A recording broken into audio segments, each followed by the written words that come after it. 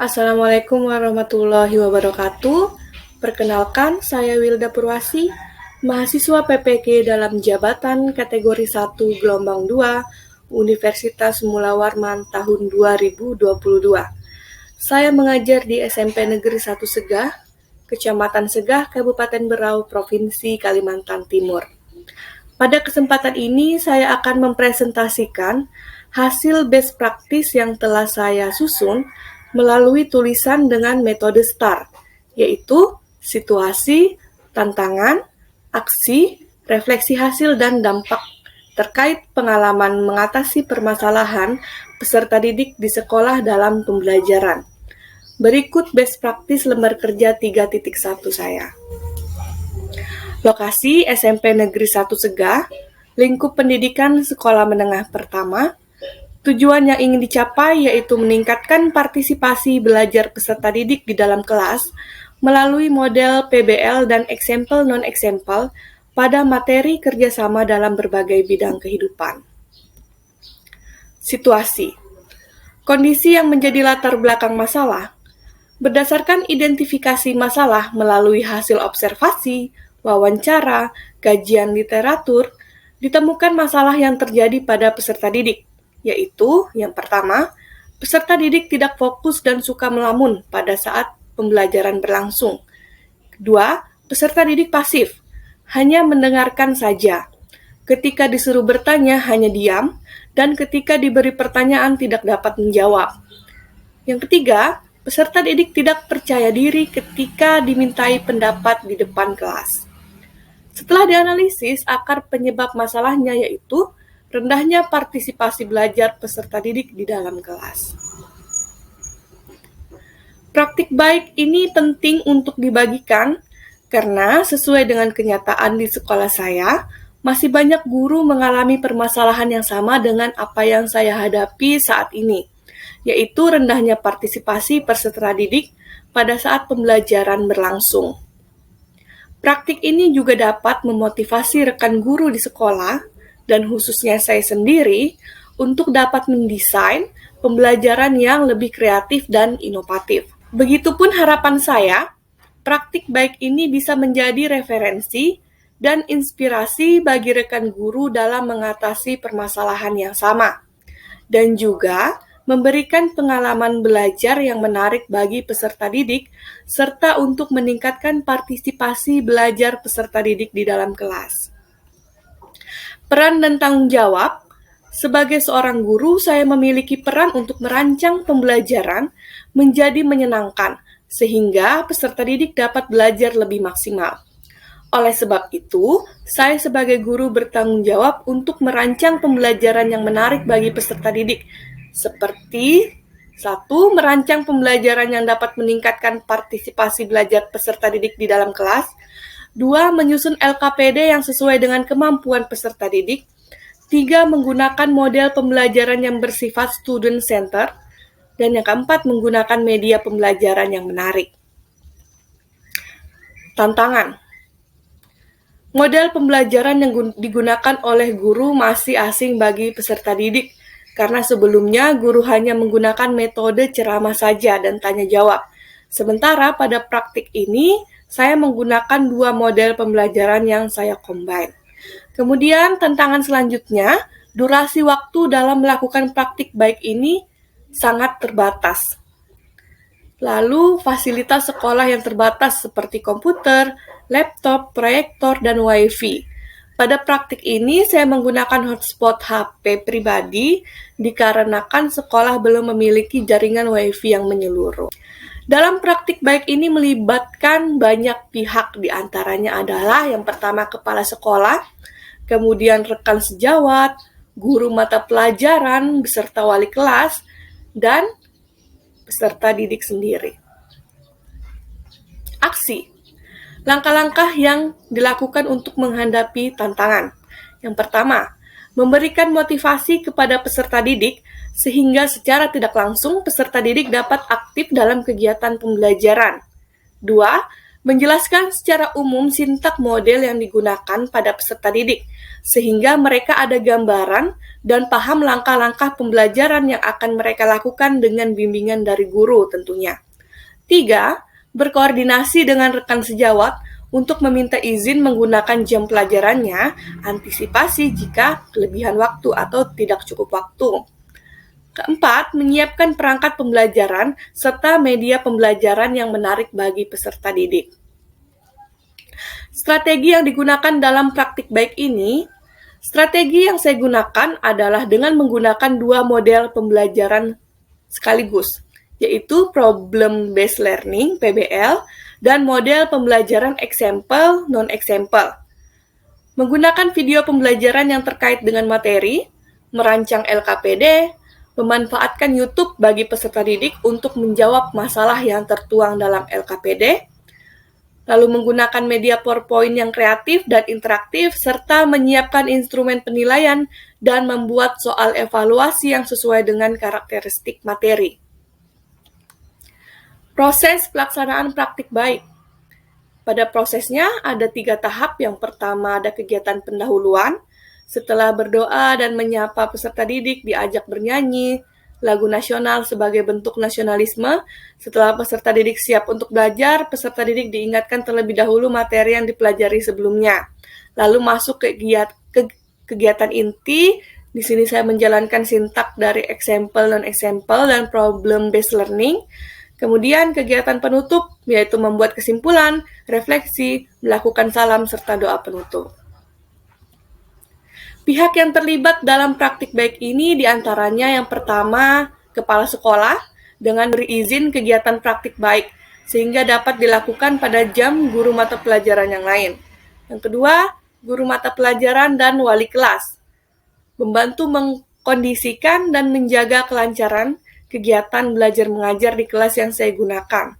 Yang ketiga, peserta didik yang mengikuti praktik dengan penuh semangat, sehingga terciptalah kegiatan pembelajaran yang menyenangkan. Dan yang keempat, rekan sejawat yang membantu merekam proses praktik pembelajaran sebagai bahan dokumentasi praktik baik yang dapat dibagikan kepada orang lain. Sumber daya yang digunakan dalam melaksanakan strategi diantaranya yang pertama media, yaitu video pembelajaran tentang kerjasama, lalu ada beberapa video YouTube untuk pengerjaan LKPD. Yang kedua alat, yaitu laptop, proyektor, speaker, HP untuk hotspot. Yang ketiga, buku guru dan buku siswa pendidikan Pancasila dan kewarganegaraan untuk SMP. Dan yang keempat, internet, khususnya Google untuk mencari materi. Refleksi hasil dan dampak. Dampak dari aksi saya yang menggunakan model pembelajaran PBL dan example non-example, serta dibantu dengan media pembelajaran video dan gambar adalah, yang pertama, partisipasi peserta didik dan semangat belajar menjadi meningkat karena ada media pembelajaran yang menarik. Yang kedua, peserta didik belajar berdiskusi dan berkolaborasi bersama teman-temannya, sehingga membuat mereka lebih aktif dalam memecahkan masalah, dan pembelajaran tidak lagi terpusat pada guru. Yang ketiga, kegiatan pembelajaran lebih terarah karena guru menjalankan sintak model pembelajaran yang digunakan sehingga dapat mencapai tujuan yang diinginkan. Apakah hasilnya efektif? Setelah pelaksanaan kegiatan hasil, yang dilihat sangat efektif. Dalam penggunaan model pembelajaran example non-example dan problem-based learning dipadukan dengan media pembelajaran yang menarik. Bagaimana respon orang lain terkait dengan strategi yang dilakukan? Beberapa respon yang saya dapat yaitu yang pertama dari kepala sekolah sangat mendukung kegiatan pembelajaran dengan menggunakan media pembelajaran yang kreatif dan berharap dengan adanya praktik ini dapat menjadi inspirasi bagi guru yang lain. Yang kedua, respon dari rekan sejawat. Rekan sejawat memberikan respon yang baik, mereka ingin belajar lebih lanjut tentang penggunaan dua model pembelajaran sekaligus. Karena sebelumnya mereka hanya menerapkan satu model pembelajaran saja dalam kegiatan mengajarnya. Kemudian yang ketiga, peserta didik sangat senang sekali dalam kegiatan praktik ini. Mereka mendapatkan pengalaman belajar yang baru dan mereka berharap praktik seperti ini dapat terus berlangsung pada pembelajaran berikutnya. Faktor pendukung keberhasilan. Yang pertama, kesiapan yang matang, mulai dari penyusunan perangkat pembelajaran seperti RPP, bahan ajar, media pembelajaran, LKPD, dan instrumen penilaian. Yang kedua, sarana dan prasarana penunjang dalam kegiatan ini. Dan yang ketiga, dukungan dari kepala sekolah, rekan sejawat, peserta didik, dan keluarga yang membantu terlaksananya praktik pembelajaran ini.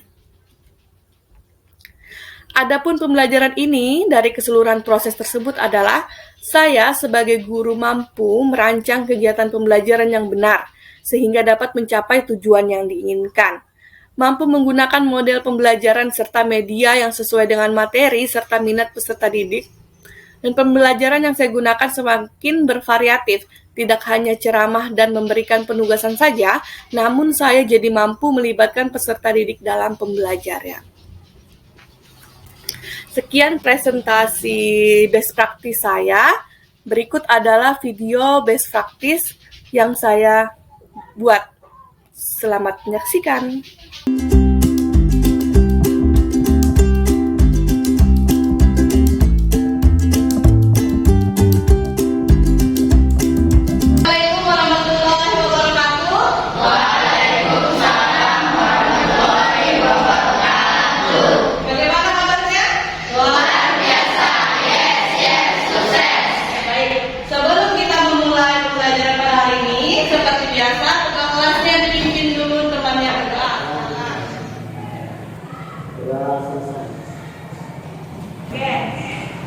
Hari ini siapa yang tidak hadir? Siapa? Yuliana Jelu. Keterangannya apa ya? Mudah-mudahan di pelajaran berikutnya Yuliana bisa bergabung dengan kita ya.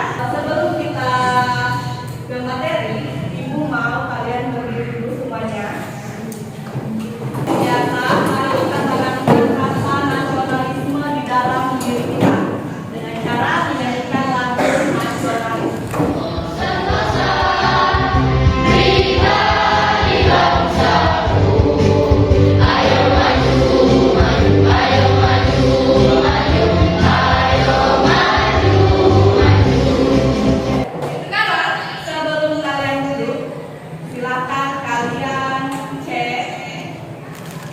Jika lihat apakah masih ada sampahnya, jika masih ada silakan dibuang keluar terlebih dahulu.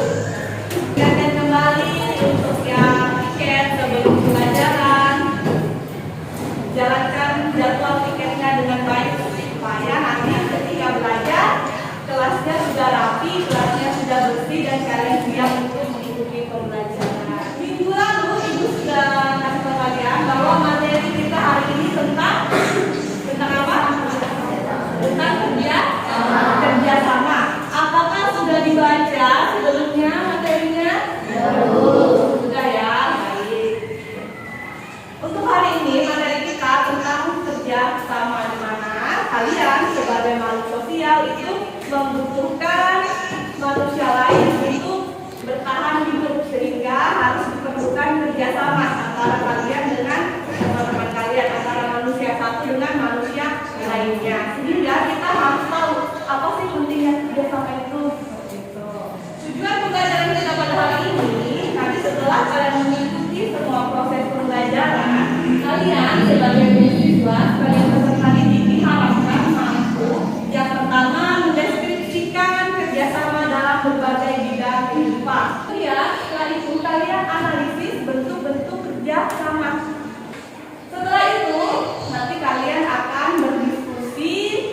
Hasil diskusinya kalian presentasikan ke depan kelas. Ini adalah materi kita di bab 5, yaitu kerjasama dalam berbagai bidang kehidupan.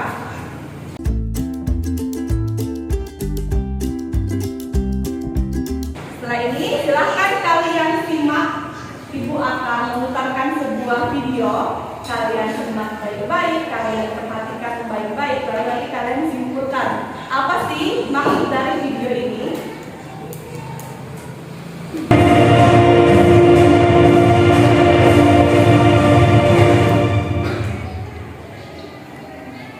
Baik, kalian sudah menyimak video yang baru Ibu putar. Bagaimana kesimpulan kalian mengenai video tersebut? Apa yang tergambar dalam video tersebut?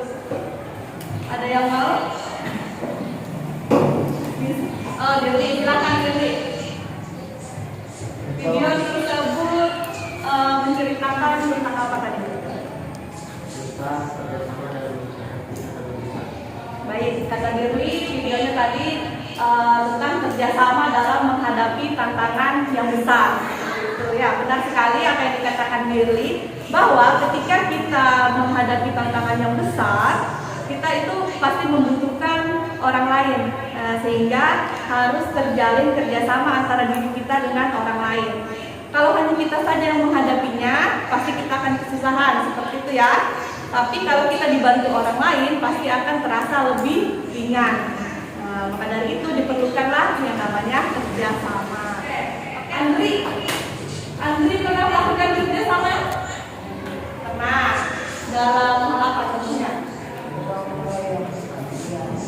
Gotong royong adiwiyata. Nah, ini salah satu contoh kerjasama juga. Ada satu contoh kerjasama yang tidak boleh dilakukan di sekolah. Ada yang tahu? Benar sekali. Katanya apa tadi Lisa? Kerjasama menyontek. Menyontek itu memang kerjasama antara kalian dengan teman kalian, tetapi hal tersebut tidak boleh dilakukan. Kerjasama nyontek pada saat kerjaan PR, kerjasama nyontek pada saat ujian. Dan memang itu namanya sama-sama kerjasama, tetapi itu kerjasama yang bersifat negatif. Sekarang ibu punya dua gambar, silahkan kalian amati. Ada dua gambar. Gambar orang apa ini? Itu sebelum kalian mendiskusikan menjawab, ibu akan membentuk kalian menjadi beberapa kelompok. Nama-namanya silahkan dilihat di depan. Oke, kalau kalian sudah ke kelompoknya masing-masing, silahkan perwakilan kelompok atau kelompoknya maju ke depan untuk mengambil LKPD. Sudah dapat LKPD semua? Sudah, Bu. Oke, silahkan dibuka di lembar pertama. Kalian tulis nama kelompoknya. Nah, kelompok kita, kemudian nama anggotanya siapa saja tulis di situ. Lalu silakan kalian amati analisis gambar yang ada di halaman berikutnya di tugas 1. Amatilah dan analisis gambar di bawah ini. Gambar manakah yang menunjukkan bentuk kerjasama? Tuliskan tanggapan kalian pada tabel yang tertera di LKPD.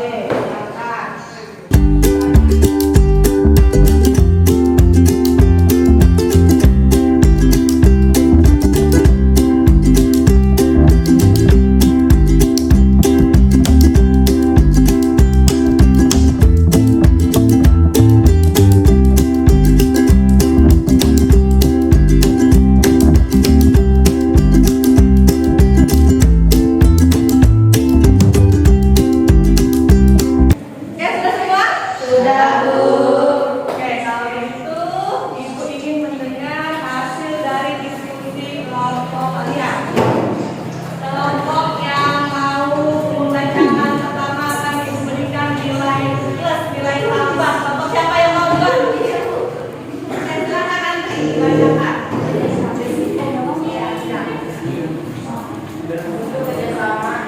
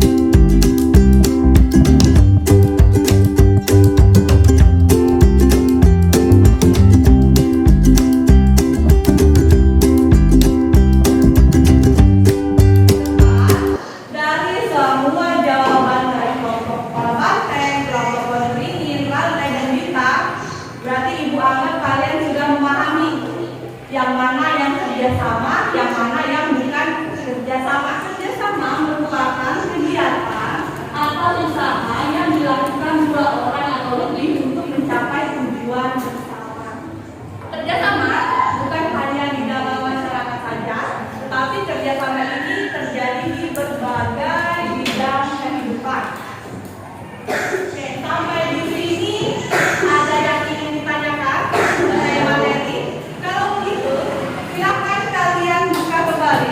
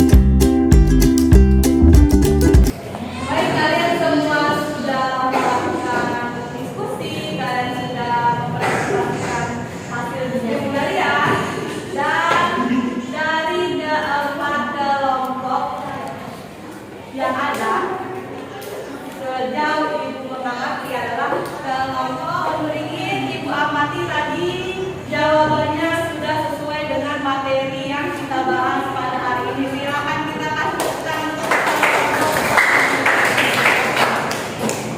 Oke. Baik, setelah ini Ibu akan membagikan lembar evaluasi. Silakan kalian kerjakan terlebih dahulu. Jangan lupa tulis namanya.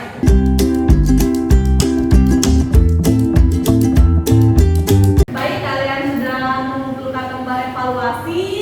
Sekarang setelah kita melewati semua proses pembelajaran pada hari ini, Ibu mau mendengarkan kesimpulan yang bisa kalian dapatkan dalam pembelajaran kita pada hari ini. Siapa yang mau menyimpulkan? Dengar dari Andri. Kesimpulan yang dapat kamu ambil dari pembelajaran hari ini seperti apa? Kerjasama dapat dilakukan dalam berbagai bidang kehidupan. Dalam kehidupan sosial, politik, ekonomi, pertahanan, dan keamanan dan kerjasama antar umat beragama. Dalam bidang sosial contohnya seperti gotong royong. Baik, bagus sekali kesimpulan yang disampaikan oleh Andri tadi. Dia mengatakan bahwa kerjasama itu terjadi di dalam berbagai bidang kehidupan, ada bidang sosial politik, bidang agama, bidang ekonomi, dan bidang pertahanan dan keamanan. Itu mau kalian membuat refleksi pembelajaran pada hari ini. Silahkan dicatat apa saja sih kelebihan dan kekurangan dari pembelajaran pada hari ini. Silahkan dicatat. Nanti dikumpulkan video lagi. Hari ini kita sudah belajar tentang kerjasama. Ibu harap kalian sudah mengerti bagaimana sih kerjasama itu, bentuk bentuknya seperti apa, dan ibu harap kalian bisa menerapkan kerjasama tersebut di dalam kehidupan kalian masing-masing. Oke, minggu depan kita akan membahas tentang arti penting kerjasama dalam berbagai bidang kehidupan. Jadi silakan sebelum kita belajar, sebelum kalian masuk ke materi tersebut, kalian baca-baca dulu di rumah untuk materi yang minggu depan. Ya, oke. Sebelum kita menutup kegiatan pada hari ini, ibu persilakan ketua kelas untuk berdoa terlebih dahulu. Teman-teman, sebelum kita mengakhiri kegiatan pada hari ini, marilah kita berdoa dan agama kita masing-masing. Kita mulai. Oke, sekian dari ibu untuk hari ini. Ibu ucapkan terima kasih dan assalamualaikum warahmatullahi wabarakatuh. Waalaikumsalam warahmatullahi wabarakatuh. Sampai berjumpa minggu depan.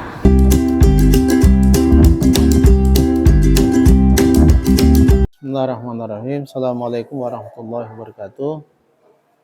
Kami Rudi Sunarto SPD MPD, Jabatan Kepala Sekolah SMP Negeri 1 Segah,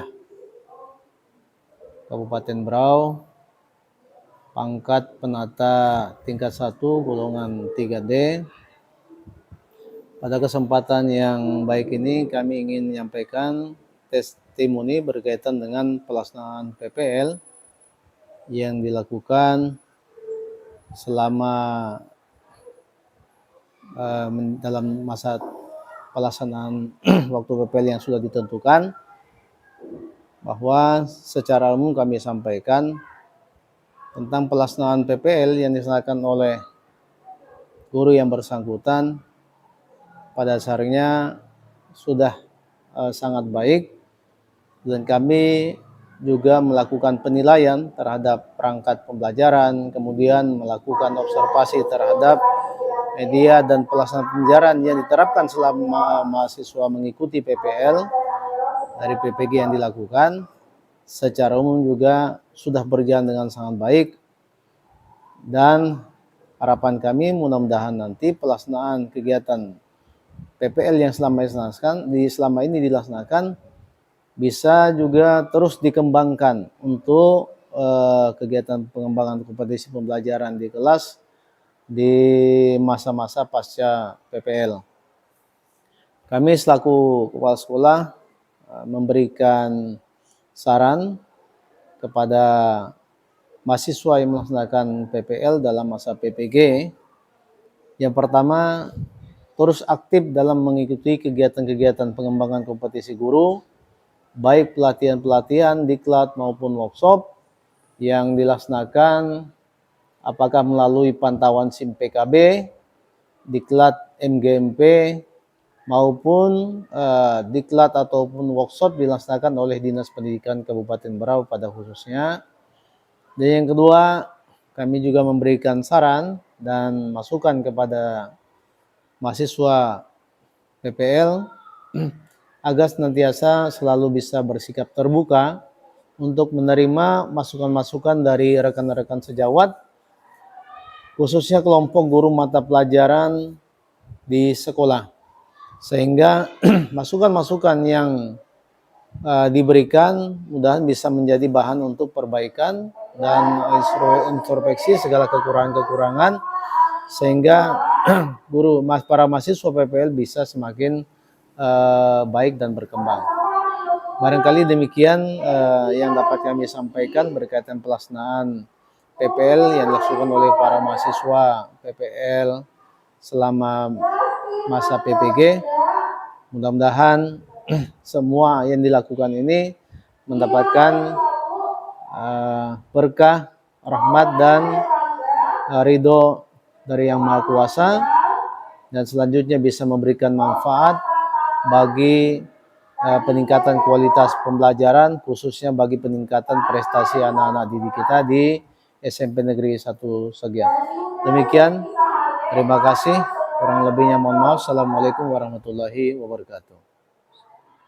Assalamualaikum warahmatullahi wabarakatuh.